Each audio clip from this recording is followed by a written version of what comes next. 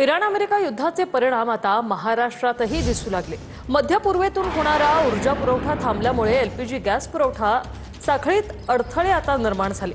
राज्यातील व्यावसायिकांसाठी आज पुरेल एवढाच गॅस साठा शिल्लक आहे। अनेक हॉटेल व्यावसायिकांवर चुलीवर स्वयंपाक करण्याची वेळ आली। मुंबई, पुणे, नागपूर, संभाजीनगर, नाशिकसह अनेक भागात गॅसचा तुटवडा जाणवतोय।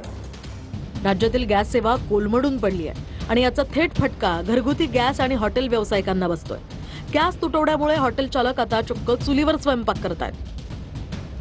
तर तिकडे छत्रपती संभाजीनगरमध्ये सुद्धा गॅस मिळत नसल्यानं हॉटेल व्यावसायिकांनी चुलभट्ट्या पेटवल्या। अनेक खानावळं डोसा सेंटरवाले लाकडी भट्टीकडे वळालेत।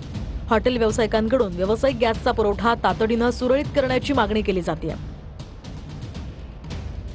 नागपुरात व्यावसायिक गॅस सिलेंडर वितरण बंद झाल्यानं हॉटेल व्यावसायिकांनी चुली पेटवल्यात। गॅस सिलेंडर नसल्यानं हॉटेल व्यावसायिकांनी चुलीवर अन्न शिजवण्यास सुरुवात केली आहे। गॅस सिलेंडर मिळत नसल्यानं हॉटेल व्यावसायिकांनी चूल पेटवण्याचा निर्णय घेतलाय।